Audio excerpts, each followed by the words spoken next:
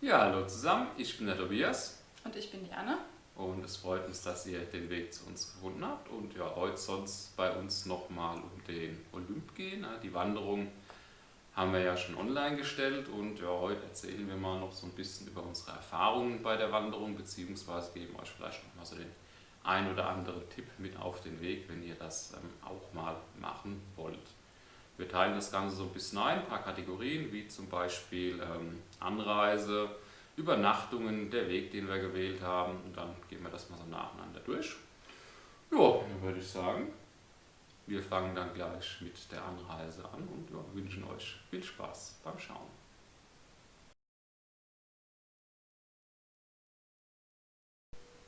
Ja, unsere Anreise haben wir dann erstmal recht unspektakulär mit dem Flieger begonnen, von Deutschland aus nach Thessaloniki. Und daraus war so die kürzeste Variante, um dann auch zum Olymp zu kommen. Ja, und in Thessaloniki selbst haben wir uns dann erstmal eingemietet in der Stadt, haben uns einen Tag lang die Sehenswürdigkeiten, die es dort gibt, angeschaut und sind dann am nächsten Tag, ich meine, es war eher früh morgens sind wir los, zur Teltstation Makedonias gefahren mit den Stadtbussen. Da muss ich jetzt kurz spicken. Da gibt es diverse Linien, die man nutzen kann. Das wäre einmal der 02K, der fährt vom Flughafen aus zu dieser Teltstation. Dann der 01X, der fährt genauso die gleiche Strecke, nur ich meine häufiger oder andersrum war es. Und weitere Busse wäre der 1N und die Linie 45, die in Thessaloniki diese Teltstation anfahren. Genau, dann sind wir dort angekommen, ein Riesengebäude, groß, rund, 1000 Busse, in alle Richtungen fahren die. Intercity-Busse in Griechenland sind sehr zuverlässig, sehr pünktlich. Uns sehr beliebt. Ja, sehr beliebt, es ist sehr viel los. Die Busse Richtung Larissa, also ja, Richtung Larissa muss man erstmal fahren, fahren ungefähr alle 2 Stunden. Man sollte allerdings vorher auf jeden Fall sich ein Ticket schon mal sichern, gerade jetzt auch im Sommer, denke ich mal, wo wir unterwegs waren, war halt sehr viel Andrang, weil die sind ziemlich ausgebucht. Also da kann man auch Pech haben. Genau, also wir hatten da ein bisschen Glück gehabt, sowohl bei der Tour zum Olymp als auch bei der nachfolgenden Tour zur Vikos-Schlucht drüber, wo wir dann quasi gerade noch so die letzten Plätze irgendwie ergattert haben. Genau, und dann sind wir, wie gesagt, mit dem Überlandbus oder Intercitybus von Thessaloniki Richtung Larissa gefahren. Da kommt man dann erstmal an Katarini vorbei und nach Katarini kommt dann Letochoro und da ist unser Start-Ausgangspunkt gewesen für die Tour auf den Olymp. Ansonsten, wenn ihr schon in Thessaloniki seid, könnt ihr euch auch gerne die Stadt noch ein bisschen angucken. Haben wir auch noch gemacht. Gibt da so ein paar schöne Ecken. Gerade die Paralia unten am Strand, also Strandpromenade bietet sich an. Altstadt gibt es schöne Ecken. Es gibt auch viel Antikes noch anzuschauen. Ausgrabungen in der Stadt. Erinnert so ein kleines bisschen an Rom, aber wirklich nur ein bisschen. Und die alte Burganlage oben auf dem Berg. Also gibt schon einiges zu sehen.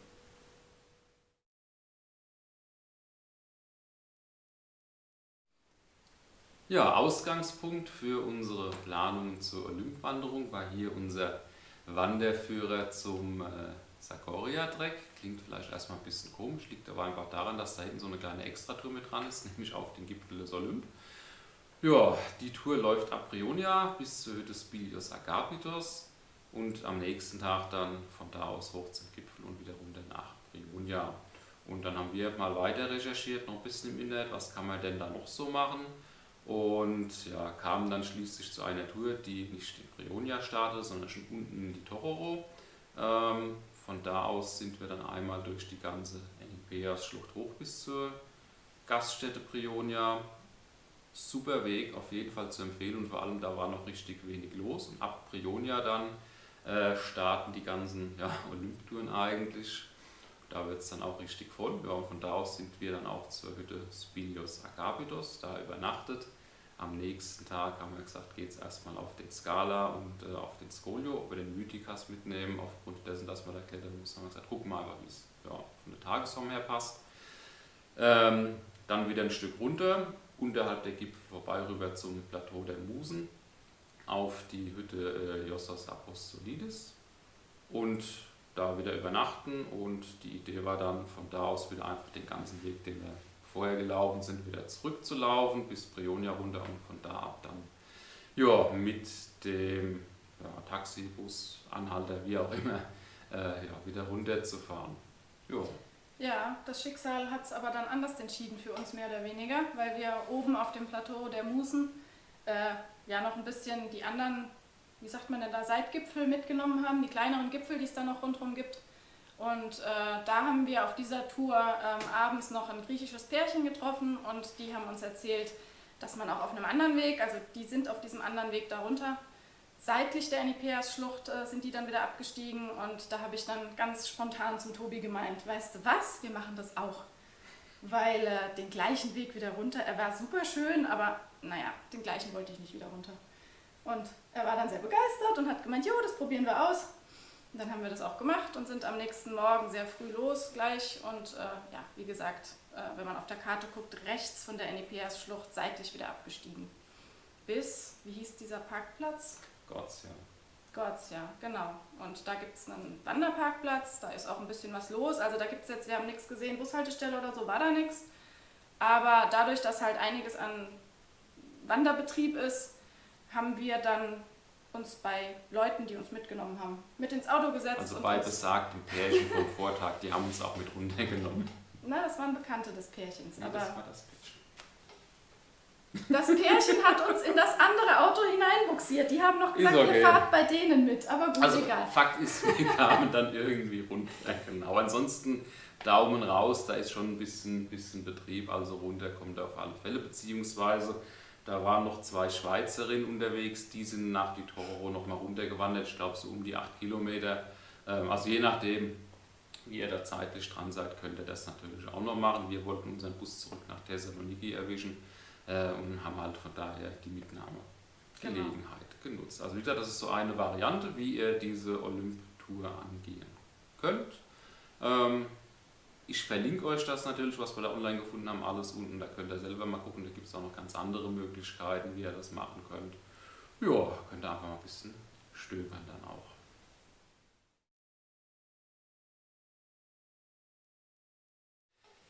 Ja, nächster Punkt. Unterkunft bzw. Verpflegung, die ihr auf dem Weg braucht. Es sei schon mal vorweg gesagt, ihr werdet auf dem Weg definitiv nicht verhungern, verdursten in aller Regel auch nicht.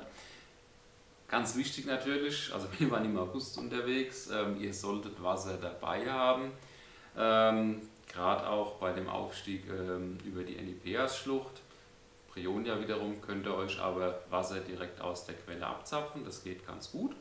Und unterwegs auf den Hütten kriegt ihr auch was zu essen, ihr kriegt da Wasser, müsst also nicht ganz so viel mitschleppen. Nicht so wie wir. Wir hatten pro Nase geschmeidige 1,5 Kilo Müsli-Riegel und sonstiges Zeug dabei, weil die liebe Anne ja meinte, wir könnten unterwegs vielleicht verhungern. Ja, viele Höhenmeter und so, da braucht man auch was zu essen. Genau. Aber das Trinken war dann doch wichtiger. Ich kann euch sagen, wir haben den Kram hochgeschleppt und auch wieder runter. Ja, einen Teil haben wir auf der Hütte noch, also ich zumindest dann verzehrt abends, das ja so ein bisschen. Ja, gut. Also wie gesagt, nehmt nicht zu viel mit bei sowas. Wir haben halt für 3 Wochen geplant. Wir waren ja noch weiter unterwegs. Gut, natürlich in Griechenland gibt es übrigens auch Supermärkte. Das ist vielleicht noch ganz allgemein angemerkt. Gut, ja, jetzt bin ich aber wieder abgeschweift ein bisschen. Wo wollte ich drauf hinaus? Unterkünfte. Genau, also wir haben erstmal in die Tororo noch eine Übernachtung eingelegt. Also das kriegt er relativ problemlos hin. Da kriegt er immer irgendwie ein Zimmerchen oder so. Ja, muss man auch so machen, weil ansonsten wird die Strecke durch die Enipeas-Schlucht ist zu lang. Also wenn wir erst mit dem Bus bis nach Litochoro fahren und da dann, wir hatten es überlegt, ob wir direkt noch loslaufen wollen, aber man braucht doch ein paar Stunden durch die Schlucht. Ich weiß jetzt gar nicht mehr, wie lang es war, aber es wäre sehr, sehr knapp geworden. Es waren 10 Kilometer mit ordentlich Höhenmetern, wobei wir haben an dem Tag, als wir ankamen in Litochoro, noch 2 Wanderer aus Israel getroffen. Die sind gleich mittags, weiter. Die sind dann gleich weiter, allerdings erstmal Taxi, Anhalte, wie auch immer, nach Prionia hoch und von da dann weiter zur Hütte. Also man kann es machen, wenn man sich stressen will. Wir haben uns einfach lieber ein bisschen Dann nimmt man halt die Schlucht nicht mit und das ist eigentlich schade. Und das Dumme ist auch, in Prionia selbst kann man halt nicht übernachten. Also man kann auch nicht sagen, ich gehe von Litochoro durch die Schlucht und übernachte dann auf der Hütte da. Also es ist eigentlich nur ein Restaurant. Genau, also was zu essen kriegt er dann auch da im Zweifelsfall, Kaffeepäuschen und so. Das war unsere erste Idee auch gewesen, dann da einen Zwischenstopp einzulegen, da schon mal zu übernachten. und dann weiter hoch von Brionia aus, aber das geht nicht. Das ist nicht möglich, leider. Genau. Gut, genau. Zu den Hütten ja, waren beide insgesamt, denke ich mal, ganz okay. Also Spilios Agapitos ist ja die erste, die noch ein bisschen weiter unten ist, wo auch sehr, sehr viel Betrieb ist, weil da viele ja, übernachten, um dann halt auf den Olymp hochzugehen und dann gleich wieder runter am gleichen Tag. Deswegen ist da sehr, sehr viel los. Mein Eindruck war auch, es ist sehr unternehmerisch geführt, würde ich sagen. Es ist ein Geschäftsbetrieb. Fand ich jetzt nicht so ganz typisch griechisch, aber kann auch gerade der Saison geschuldet gewesen sein, dass halt wirklich sehr, sehr viel los war. Das war ja übervoll die Hütte, also auf jeden Fall auch Plätze buchen in den Hütten. Die zweite Hütte dann oben auf dem Plateau der Musen, auf dem Olymp selbst, also auf dem Hochplateau, die war für meine Begriffe griechischer, also war sehr lebendig, war quirlig, war nicht so ganz 100% vielleicht organisiert, aber es hat alles funktioniert und es war einfach sehr menschlich da oben. Ich fand es toll. War aber auch wieder recht voll, obwohl es ziemlich weit oben war. Ja, und teuer. Leider sind, was heißt leider, aber das Essen und Trinken und Abfälle und alles wird da hoch und runter transportiert mit Eselskarawanen, Zügen, wie auch immer, tagtäglich. Deswegen ist das recht teuer. Also auch das Wasser, was man dort braucht. Es wird auch, also beim Olymp konnte man das Wasser noch trinken, gell? Wenn ich mich recht entsinne, weil da waren ja Quellen. Das war trinkbar. Wobei auf den Hütten hat es geheißen, auf den Hütten haben sie gesagt, das ist nur Schmelzwasser, was man dort bekommt. Also man kann es trinken aus dem Hahn, sie verbieten es eigentlich, aber man sollte es vielleicht nicht unbedingt machen. Deswegen teuer Wasser kaufen. Genau, ansonsten auf dem Plateau der Musen gibt es noch eine zweite Hütte und ihr könnt da auch tatsächlich im Zelt übernachten, falls ihr das dann bevorzugt. Muss, meine ich, wenn ich mich recht entsinne, aber auch vorgebucht werden.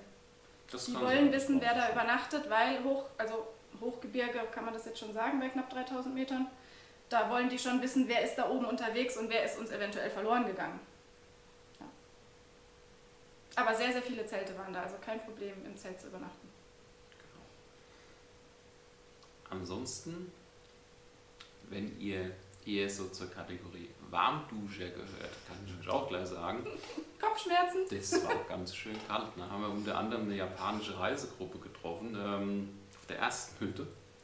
Guckte mich einer von denen an, fragte, sag mal, wie kalt ist denn das Wasser? Ich kam ja gerade aus der Dusche und guckte dich an. So kalt. Gut, er hat einen Moment gebraucht, bis er es bestanden hat, aber gut, haben wir gut gelacht. Ja, ich hatte mich auch erst noch gewundert, als wir in die Dusche runterkamen. Da war eine Dame vor mir in der Dusche und ich dachte noch, oh Gott, braucht die ewig. Ja, als ich dann drin war, habe ich verstanden, warum dieses Wasser, es ist eiskalt. Also Haare waschen ist mit Kopfschmerzen verbunden. Aber ist ein Erlebnis. Alles machbar, genau. Und eine Ergänzung noch, ich meine, wenn ihr viel auf Hütten und so unterwegs seid, kennt das ja, Hüttenschlafsäcke nicht vergessen. Genau, ganz wichtig noch. Was mir noch einfällt, auf der oberen Hütte bei der Spilios Apostolidis, da waren auch überall Schilder gehangen Iossos. von wegen, Iossos Apostolidis, genau. Da haben immer an allen möglichen Stellen, auch an den Wasserhähnen und so, hingen da Schilder, man soll kein Wasser verschwenden, auch nicht lange duschen, weil das ist sehr begrenzt dort nur vorhanden. Also ja, fällt einem auch nicht so schwer, wenn das Wasser so eiskalt ist, vielleicht mal nicht zu duschen. Also Wäsche waschen sehen sie gar nicht gerne. Ja. Haben wir noch was? Fällt mir noch was ein? Ich glaube jetzt gerade Ich glaube nicht, ne? Würde ich sagen. Gehen wir zum nächsten Punkt.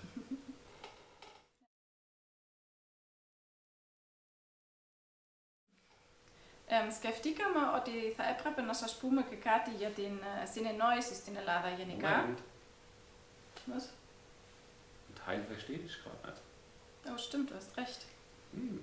Ja, dann sind wir nämlich beim nächsten Punkt.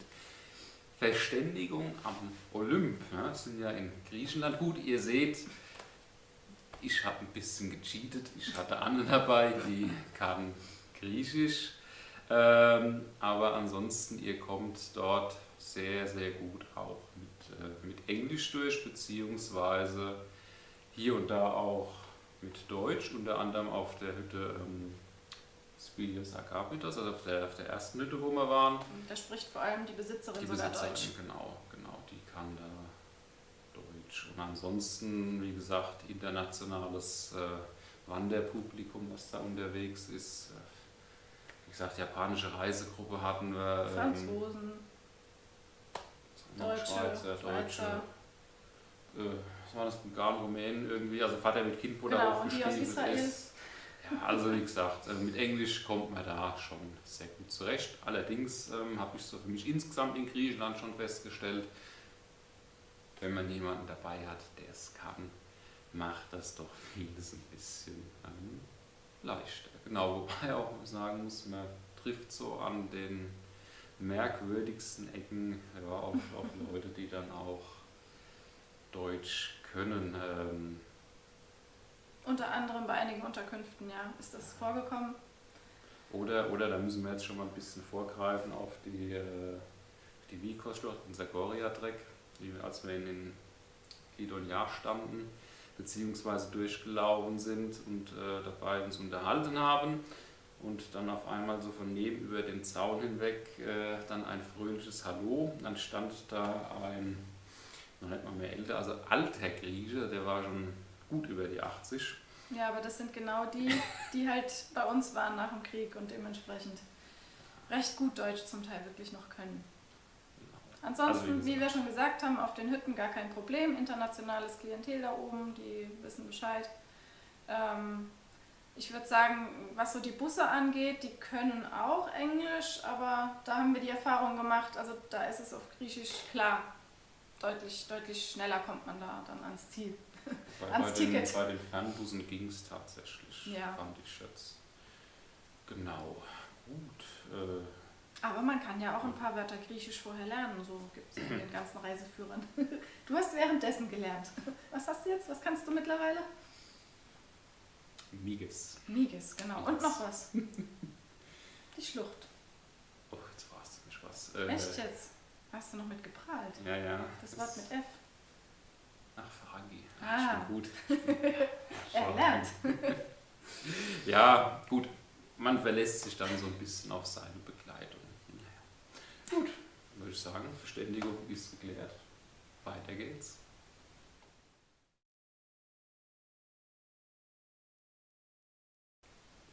Ja, zum Thema Material hatte ich ja schon kurz ein bisschen was erzählt.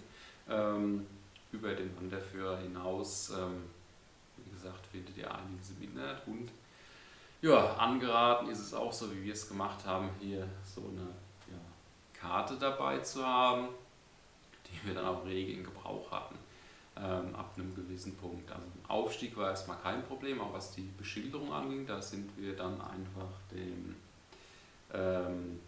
Europäischen Fernwanderweg E4 gefolgt, weil genau. Der läuft durch die Enipeas-Schlucht komplett über Brionia hoch bis zum Scala, Gipfel Genau, Scala und dann weiter und rüber dann nochmal links zum rüber Scoglio, Richtung genau. Scoglio. Also da habt ihr auch viele Markierungen, alles gar kein Problem. So kommt er auch wieder, wenn er zur Spilios Agapitos Hütte wollt, auch zurück. Wir wollten halt unterwegs noch abbiegen, rüber zum Plateau der Musen. Ja, da war die Beschilderung, nennen wir es mal dürftig. Haben dann auch hier Einheimische gefragt, die da unterwegs waren. Die haben uns dann auch ein Stück mitgenommen. Im Prinzip einmal dann rüber. Ja, und dann läuft man unterhalb der Gipfel, wie gesagt, vorbei bis zur Hütte. Ja, und an unserem dritten Tag wird es dann ein bisschen abenteuerlicher. Wie gesagt, spontan umentschieden mit dem Abstieg. Und ja, die Beschilderung da. Gut, was man jetzt natürlich so als abenteuerlich bezeichnen möchte. Es war einfach nur so, dass wir halt keine klare Wegmarkierung mehr hatten. Gerade wenn man eine größere, am Plateau ging es noch, aber hinten runter dann, wo es dann langsam abschüssig wurde, man hat halt eine größere Fläche, wo durchaus auch mehrere Wege möglich scheinen oder durchaus auch sind wahrscheinlich. Genau. Und da muss man dann schon ab und an mal schauen, in welche Richtung man sich grob zu halten hat. Und zu unserer Verteidigung, es ging nicht nur uns so. Da haben mehr Leute noch geguckt, genau. Aber ansonsten auch da sind viele Leute unterwegs. Es kommen auch Leute entgegen. Da kann man mal fragen. Und ja, genau, auf jeden Fall kamen wir ja dann so zu der Geschichte mit den Hinterlassenschaften der Eselskarawanen. Da das die Route war, wo im Prinzip die Hütten auf dem Plateau versorgt wurden, konnten wir dann weitestgehend entspannt ab einem gewissen Punkt dann auch einfach hier den Hinterlassenschaften dann folgen und so kamen wir dann auch runter zum Parkplatz. Also wie gesagt, Wegfindung mit Kartenmaterial, wenn ihr wollt, nehmt euch noch so ein bisschen, ja, oder ladet euch für die GPS-Tracks runter und folgt denen noch, dann ist das eigentlich alles ja, gar kein Problem.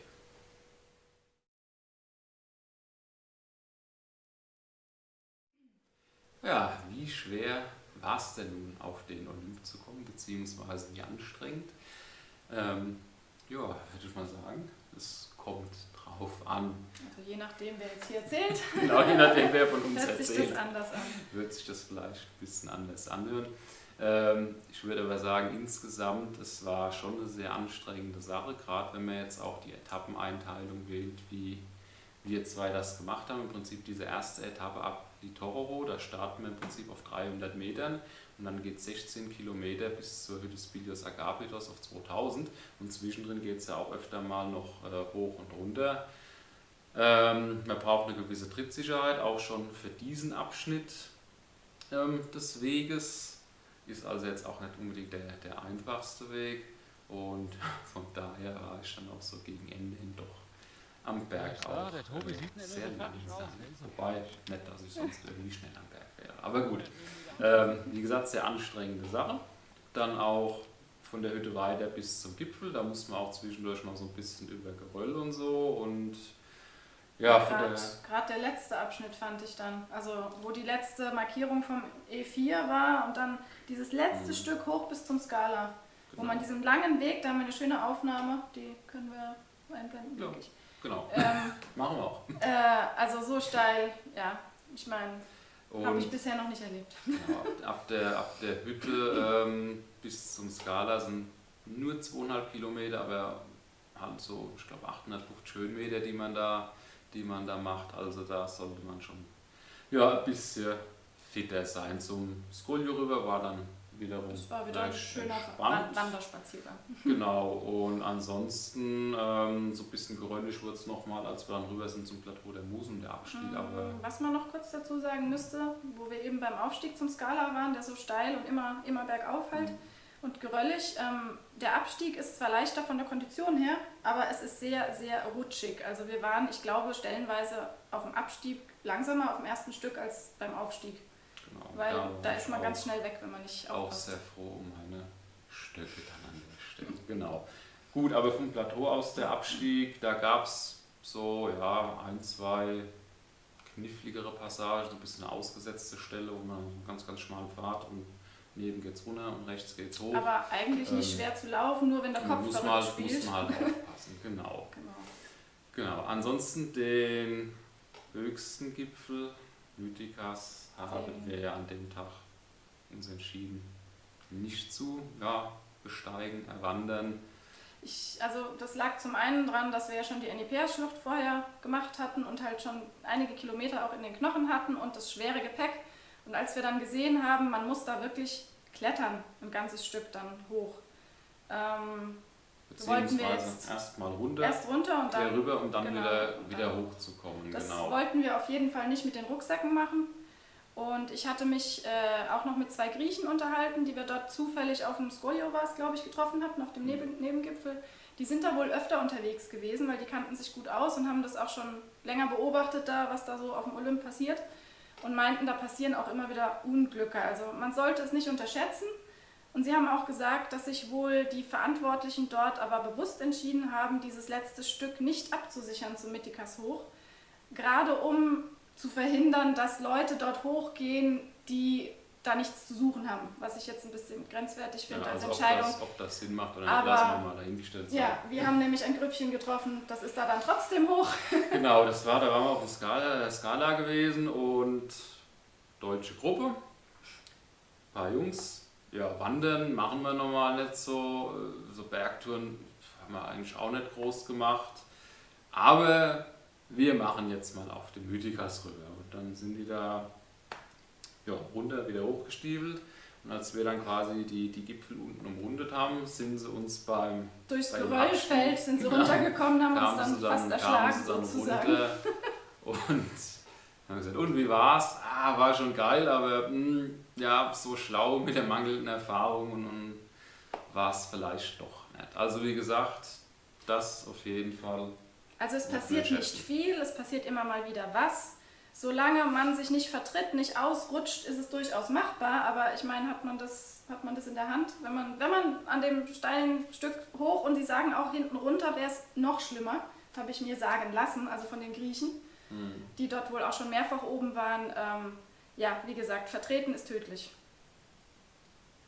Also an der Stelle auch ruhig, wenn man da ist, sagt, das ist nichts für mich, gibt andere schöne Routen. Und wie gesagt, der Skolio drüben ist fast genauso hoch wie der Mythikas und die Aussicht auch mindestens genauso gut. Also von daher, ja, denke ich mal, passt das dann auch so.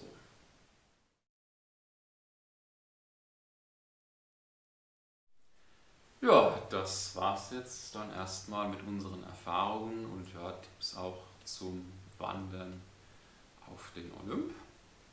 Oh, wir hoffen, euch hat auch dieses Video gefallen. Diese Art von Video war ja jetzt mal ein bisschen was anderes. Ja, und wir hoffen natürlich auch, wir haben euch Lust gemacht, den Olymp vielleicht dann auch mal zu besteigen. Genau, und ja, hilfreiche Hinweise gegeben. Ja. Ja, und würde ich sagen, haben wir es doch, oder? Ja. Wunderbar. Dann danke fürs Zuschauen. Ja, euch wie immer viel Spaß beim Wandern und Wir sehen uns dann beim nächsten Mal.